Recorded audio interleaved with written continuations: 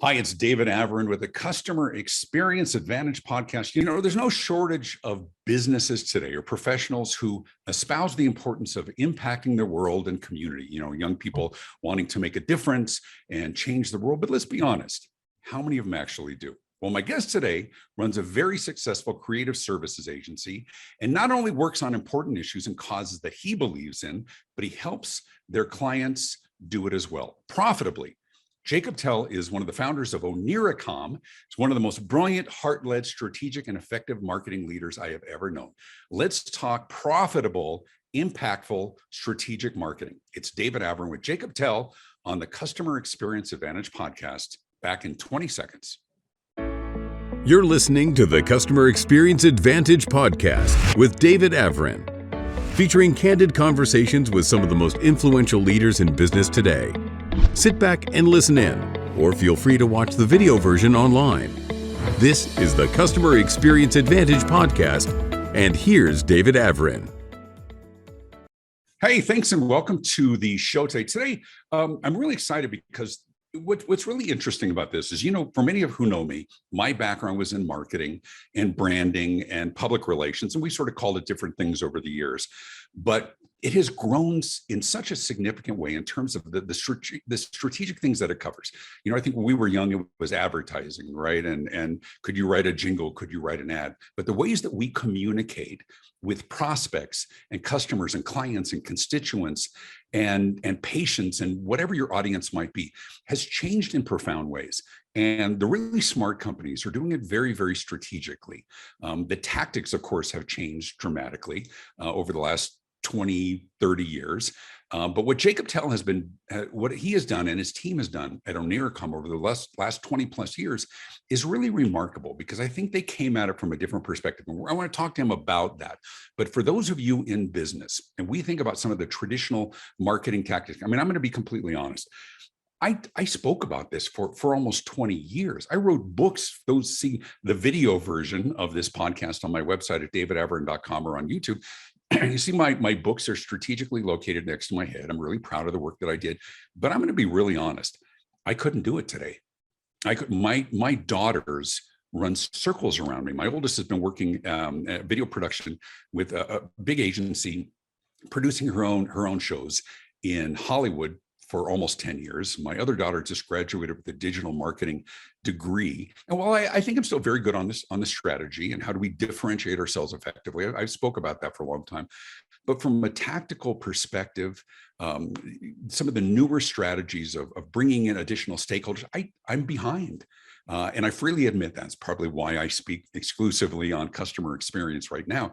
But Jacob is one of the pros, and he's been with the company over 20 years. Let me read the quick introduction, then Jacob, I'll say hi officially here.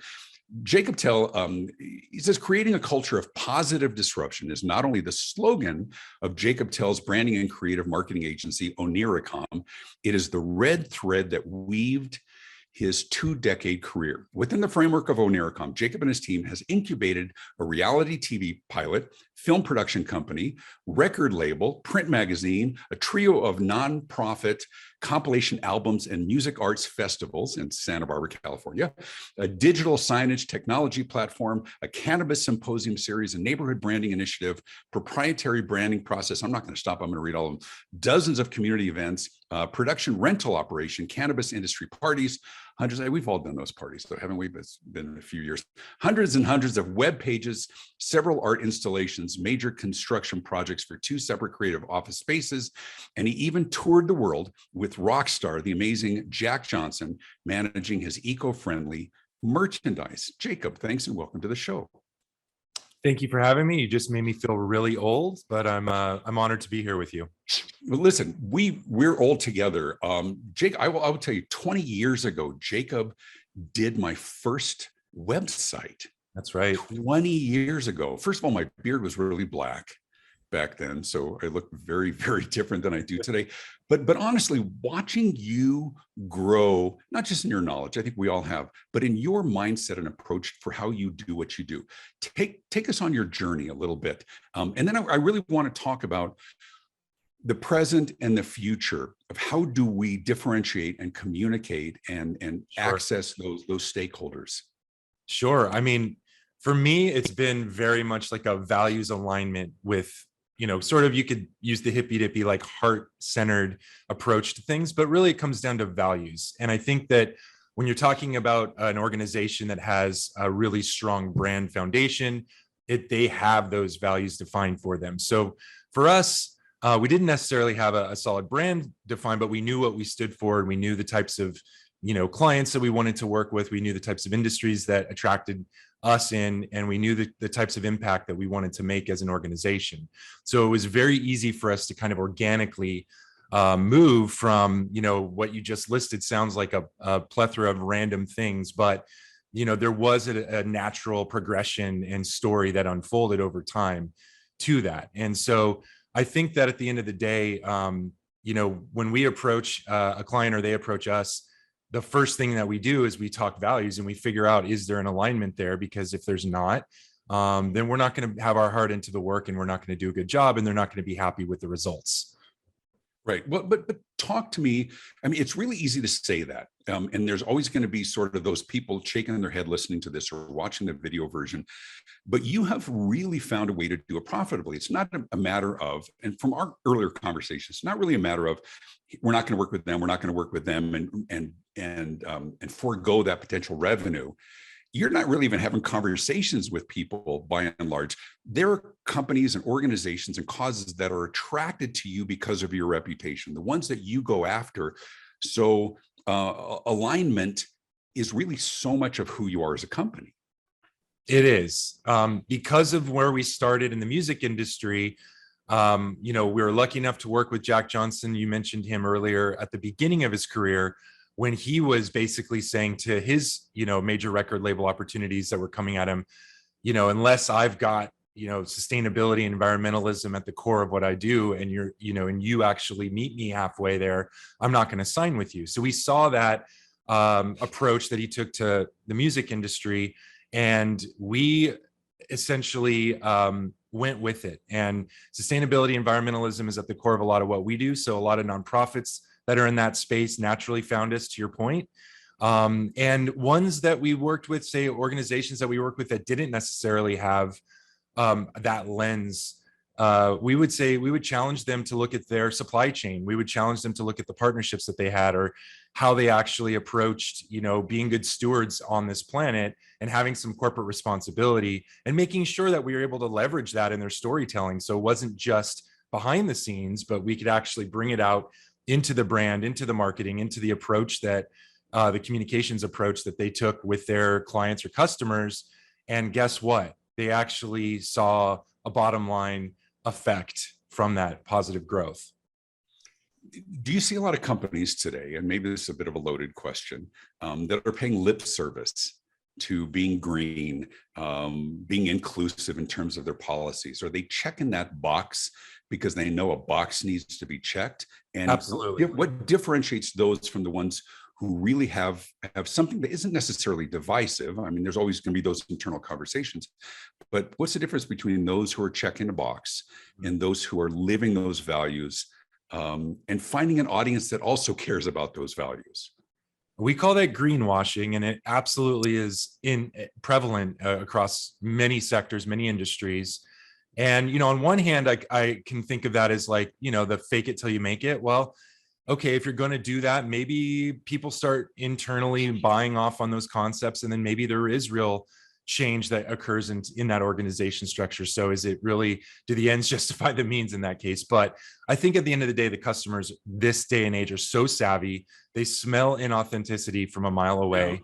They can tell if what you're doing truly is, and there's a lot more research going on because there's a lot more data out there, and it's easy to find information. So if you try to do that, it's only going to last so long until you get some bad PR, and then you're either going to have to do it for reals, or you're going to lose customers. Right. The damage control. But here's another question, because this is one that I feel, it's not that I feel strongly about it. Let me think how I want to put this. I don't support everything, right? And so are you looking for companies that support the things you care about, or are you also helping them communicate things that they care about, as long as it's not contradictory to something, whether it's, people feel strongly about guns or tobacco or religion or all those kinds of things as well. And I'm not taking a stand on any of them. I'm saying, do you look for companies who agree with what you do or help them promote something that's important to them, as long as it's not anti, where you are? Yeah, that's a great question. So we do listen first, active listen. All of our engagements start with discovery sessions and interviews where we are just quiet and listen. I mean, we ask great leading questions, but we're not trying to force anything upon them. We're trying to download as much information from them, see what their DNA is, what they're made of. And what we do best is work at the intersection of storytelling and technology. So if we can't craft an authentic story based on what we've heard from them, then it's not going to come across authentically, and they're not going to engage their customers with that sort of content, marketing, brand strategy, et cetera, in a meaningful way. Now, will we try to challenge them on some things that we've seen work? Sure. I mean, back to supply chain, for example, we'll look at, if you're going to be all made in China, or you're going to be doing things that's dependent on, some kind of a partner or vendor in the supply chain that isn't, following good labor practices or whatnot, we'll challenge that. We'll say, look, you're going to have to address this either now or in the future. We've actually had a couple of clients that have switched vendors and partners because they've been like, well, this has been on our radar. We've known about this. This is something we wanted to do anyways. Now that we're coming out with our story, we want to basically clean up shop and do things the quote unquote right way. And we've also, but let me ask you a question though. Yeah. Is it because it's the right thing to do, or because it's the smart thing to do? Well, most answers are going to be based on bottom line revenue, to be honest with you. Sure. But we're all supporting our staff and our families. You can do the right thing and make it profitable. In fact, that's the whole point of having authentic stories, to engage customers that want to not just buy from you, but become ambassadors of you and actually share your story. If you give them something authentic to learn about you, they're going to be excited to retell that story to their friends and become ambassadors of your brand. Absolutely. And to be clear, you aren't a creative marketing digital agency that focuses on causes. You work with brands and companies, and that might be part of the conversation because it's an important conversation today. Correct. There's typically some kind of an initiative, cause-driven, perhaps, initiative. But yes, we're working with many for-profit groups across many sectors in industries and trying to challenge them. One of the big sectors we got into since about when Colorado legalized cannabis in 2014 and California in 2016 is the legal cannabis industry. I mean, we came from music, so it was a very natural progression for us. But, supply chain is huge in that space. Environmentalism is huge in that space. Water use and smell abatement and all these things that affect the local communities where these operations are occurring becomes part of the story. And if you don't get ahead of that and you don't have control of that, then you're going to have, legal battles, and you're going to be on the newspapers, and they're going to use your brand name or organization name, kind of as their scapegoat. So it's really critical. You talk a lot on your website, and I know you do this with your customers, and I've watched your agency and your mindset and your strategy evolve. Talk to us about what you call positive disruption. Absolutely. It's very dear to our hearts. Let's go back to Jack Johnson, one of our first, and by the way, we're still working with Jack to this day. His tour started a couple of days ago, June of 2022, and we're still supporting his tour, his album, the nonprofit which groups that are in this thing called the Village Green at his events, where you can go locally and see 6 to 8 local nonprofits and learn about their causes. We built technology to support this, both on site, on the road, as well as on the web.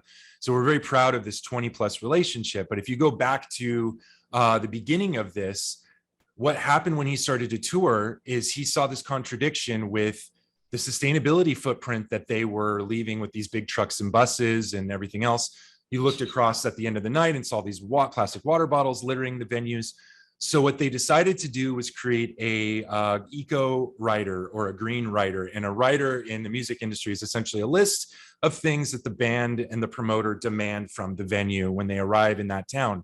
You might have heard funny stories of, bands back in the day, right? Green white and green separated out, right? Sure, like that. That's their rider. Well, he made an eco version of this rider saying, we need biodiesel available for our buses and trucks. We need water refill stations so people can bring bottles in instead of buying plastic water bottles. And there's a number of things, over a dozen of them. And basically he said to them, we're not playing your venue unless you meet this criteria. We'll go play the next venue down the road. Even if it's a smaller capacity, we'll take the hit because this matters to us. Well, what happened is many of these venues went, wow, this stuff's not that hard to do. I actually can have catering companies backstage that use farm to table organic things. I can and figure out revenue models to support that. I actually can, install water refill stations. And they started to make these changes. Other bands in the industry, Willie Nelson, Dave Matthews, et cetera, they started to see this and one up what Jack's crew was doing, which of course Jack loved. And now you start to see a sea change in the industry, and starting from that seed. And so to us, that defined positive disruption. You're talking about a status quo in an industry, and name your industry. We can find something that needs disruption. And there's some sort of move towards the future. I think that with the Wall Street thinking of quarters, we get really mired in what's happening, this week, next month, and we don't think about our generations in the future. And so this thinking is, what are we doing to support something long-term, sustainable, make investments now that will pay off dividends in the future? And just one more thing to summarize this thinking, we approach it with a term that we call triple bottom line business, which is really people, planet, and profits. So you're not just looking at one bottom line here, you're looking at your people, you're looking at, obviously what you're doing in terms of the environment, and yes, your profit. Right. Okay. And that sort of leads me into my next question, because as I think about my audience of entrepreneurs, business owners, and others, who are coming out of a difficult time, we're all struggling to feed our families and our staff and everything else. All right, I'll play devil's advocate. Woke, liberal, tree hugging crap. And your response? We got one little blue dot floating around in this universe that we currently can access. So this is all we got, folks. We don't take care of this. Things like economies don't really matter that much. So I would say that our priority ought to be thinking about the next 50 to 100 years and how we're going to sustain life on this rock, and then we can approach the other issues. Well, and what I like, because you and I have talked over the years as well, is that you are very strong beliefs, and you have a really caring heart. I think I mentioned that in the introduction as well. But your conversations with your clients and everything from consumer products and music industry and others, it really is about business. This is all part of it, but lest anybody be dismissive of saying, yeah, it's easy for this and you can care. You are working very strategically with companies to help them sell their products and services, make big profits, but also attract the right people who appreciate what they're doing. Right? They don't have to necessarily believe in everything. There's certain causes that are less important to me. I'm not against them, but I know where my priorities are. Like, my priorities are kids. I support causes with children. I volunteer my time. I give my treasure, whatever the slogan you want to do. I'm less, and I'm just going to be honest with you, because we've known each other for a long time. I'm less concerned about recycling. And even though I know it's important, there's just only so many things. If there's a recycling thing, I always use it. But do I take the time and separate? It's just not my issue. But I appreciate those where it is their issue, right? And not everybody has the issues that are my issues. How do you balance that? Or here's a better question. How do you leverage that to help a company be preferable over their competitors, those who do work and aren't just greenwashing, but attract an audience who appreciates what they appreciate and says, given all things being equal, I'm going to opt for them? The way that we listen actively to our clients when they come in and learn about them, we do the same thing on behalf of our clients to their customers. So we listen to their customers. We actually have an entire division, if you will, service called Actionable Intelligence here. And it's a data-driven approach to brand strategy, marketing, you name it. Now, while we don't run day-to-day management on an ad campaign, we will find the data, define the audience, define the attributes of that audience, and hand that off to an advertising partner for them to create audience-driven ad campaigns to properly target and get the right message to the right person at the right time. But at the end of the day, if you're not listening to what your customers are saying, what your customers are doing, people are giving away data every millisecond of the day. Right. They're giving it away and it's out there and you can find it and it's not that expensive. There are ways of doing this on your own where you don't even have to hire a group like us. There are tools on the back end of most social networks that allow you to drill down and see even some basic demographic, psychographic information about the audience you already have.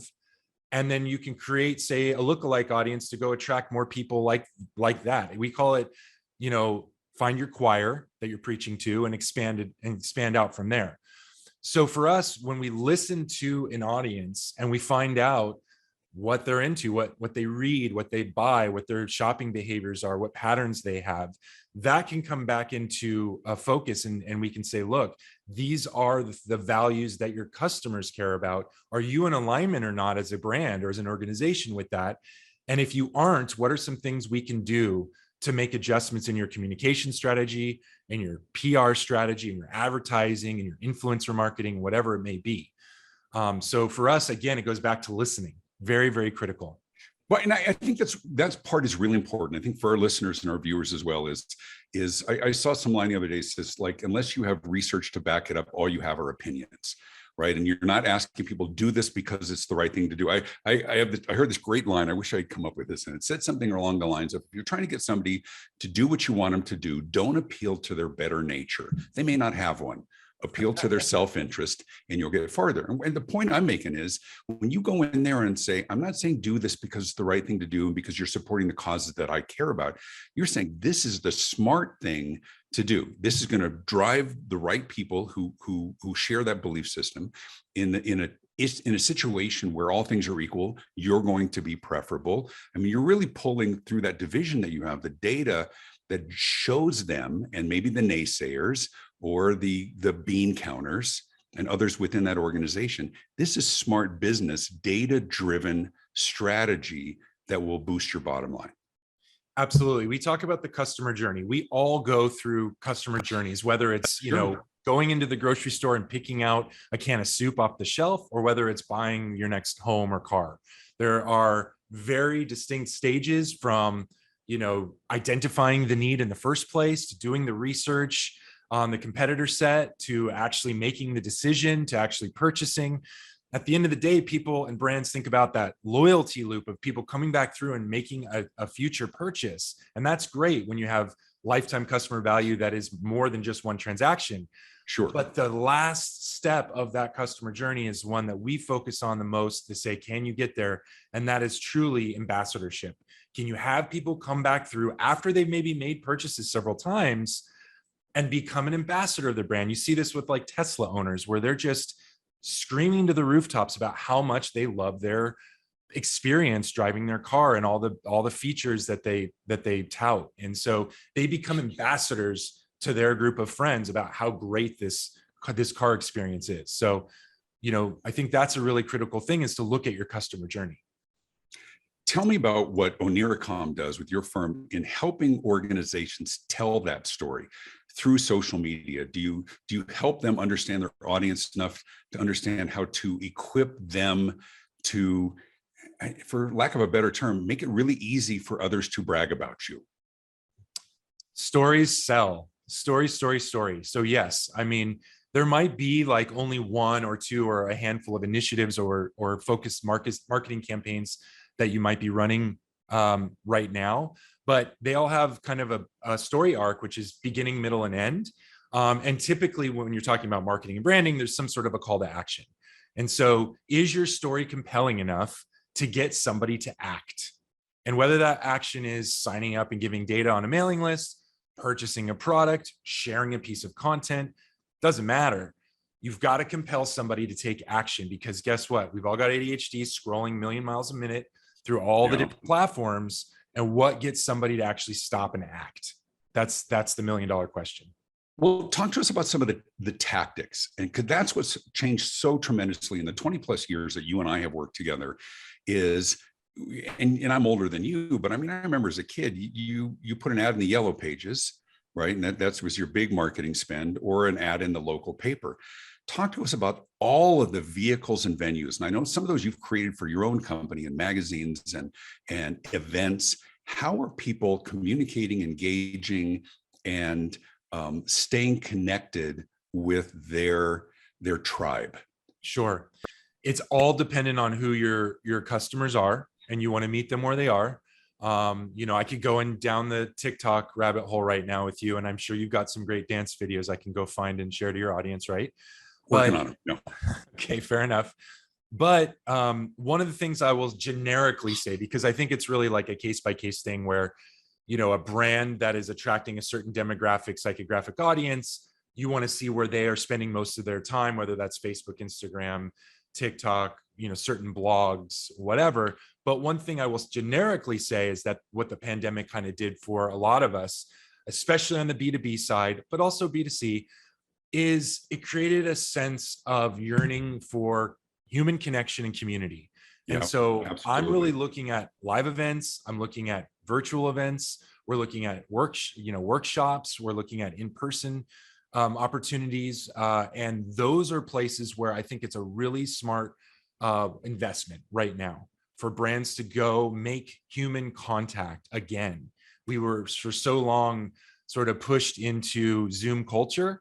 And now for most of the world, I think, and especially most of the states here, we can now again gather. We can go to trade shows and conferences. We can find local events in our communities. We can host events and bring people to our spaces, which is something that we do on a regular basis. And I'm finding more and more that people are willing to not only pay to enter, but they're willing to give data. They're willing to do product demos and samples. They're willing to do all sorts of interactive and engaging things that I think can provide a lot more value than just making a transaction over a social media platform. We're talking to Jacob Tell, one of the founders of the strategic creative marketing agency Oniracom, based out in beautiful Santa Barbara, California, but you guys do work everywhere. Tell us what you're working on right now and what's coming down the pike. That part's always really interesting to me. There's some legacy clients, but what are some of the exciting things that, as you talk about your positive disruption, what are you guys working on right now that's different and creative and might surprise people? Sure, I'll go there. I will go there. I will surprise people right now. So not only have I mentioned the music industry background, 10 plus years, we were one of the premier go-to creative agencies for all the major record labels. We worked with Sony, Warner, Disney, EMI, Universal, you name it. That was the good old days of the industry. We then went to lifestyle brands and then eventually cannabis. So now I've mentioned cannabis a few times. But we've also started to dip our toe into the world of psychedelics and working to support brands and organizations that are disrupting big pharma. There's a lot of research going on at Johns Hopkins and other universities that are showing, finally some studies that are helping people that have PTSD, addiction issues, anxiety, depression, you name it. Anything really with looping thoughts and patterns. So because of this, and because we've been putting on these events, and because we've been trying to create more of a culture and a community and positively disrupt, we've actually decided to create a separate little entity that we've been incubating, and I've been doing a few little test events, and we've had about 200 plus people show up to each one, which for our space is pretty good. We're calling this District 216. It's going to become a private members only social club, and it's going to have 4 pillars of content. It's going to be based around art, music, cannabis, and psychedelics. And the idea is that these events are going to be edutainment driven. So they'll have educational components, they'll have entertainment components, and it's about a place to connect, share ideas, discuss taboo topics, and have a community form around what I believe to be a very burgeoning and positively disruptive set of industries. Now, do you have aspirations or experience in public policy advocacy as well? Are you doing some of that strategic work on your own and advising clients on working with policymakers affecting that kind of change, not just from the standpoint of public opinion, but for those who have the authority to make the decisions? It's a great question. Tangentially, not directly. We definitely work with a few organizations on the environmental side and have for probably 20 years here in Santa Barbara. Santa Barbara is the birthplace of Earth Day. We've worked with the organization behind Earth Day Festival here, which had started 51 years ago here in Santa Barbara after the oil spill of 1969. And actually Nixon, who started the EPA out of that, and Earth Day that formed out of that. This is all the Community Environmental Council here. So through them, we've definitely worked with policy-driven initiatives and some policymakers. When it comes to, on the psychedelic side, when we're talking about new policies that need to come out, and there have been, by the way, state of Oregon has legalized psilocybin. Now we've got, mushrooms that can be used for, veterans that come back with PTSD and things like that. Those sorts of policies are made by groups of leaders in the industry that literally gather in places like what we're trying to create. So we want to facilitate and be a container for said policymakers to come in, have a place to, make collisions, meet, talk, and share ideas.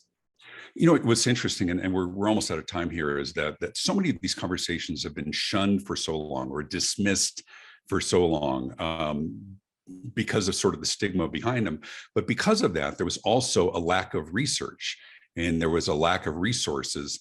And whether you're in favor of big pharma and recognize the values there, or there was no incentive to do so because there was no money, because nothing was legal. And so what's really fascinating to me is some of the conversations and the knowledge that's coming out of them. I watched this. Have you seen this? The documentary, my wife told me to watch this, The Fantastic Fungi. Absolutely. Yep. Was that unbelievable? I bought the Blu-ray to support those guys. I don't even watch Blu-rays, but I'm telling you, for our audience, and I know we're sort of getting off the subject here because we're really talking creative marketing and disruption, all that as well. Highly recommended. Absolutely alien, mind-blowing, fantastic fungi. It's like something right out of Avatar. The connections and the science and stuff that I had no idea. All right, we'll talk about that for another day. Jacob Tell, thanks for being with us. If people want to get to know more about the work that your team does at Oniracom, if they're looking for a really strategic, creative marketing firm, data-driven, heart-led, how do they get in touch with you? I'm super easy to Google and find, but you can go to oniracom.com, ONIRACOM. I also have my own personal jacobtell.com, and you can find me on most social networks, even TikTok, I sadly will admit, at Jacob Tell. Working on those dance videos as well. My daughter makes me do that stuff. Listen, thank you for taking the time. I appreciate it. I'm grabbing something on my screen. Oh, there we go. I forgot I was going to promote my own stuff. Hang on, because we're going to talk on the other side. You can pick up a copy of my brand new book, The Morning Huddle, Powerful Customer Experience Conversations to Wake You Up and Shake You Up and Win More Business. Be sure to click to like this podcast. Leave a comment. That's really important for the internet gods and the algorithms as well. Leave a comment, subscribe, click the little bell icon. It'll let you know when there's new episodes being posted. We post them every Tuesday. Watch the video version. Jacob, very handsome man as well. Thanks for tuning in. If you want to learn more about my consulting and my speaking, you can look me up at davidavrin.com. Click like, leave a message. Thanks to Jacob Tell for being with us. I'm David Avrin. Be good. This has been the Customer Experience Advantage Podcast with David Avrin. Feel free to leave a comment and be sure to hit the thumbs up button. You can listen to past episodes and be notified of future ones by subscribing on your favorite podcast platform.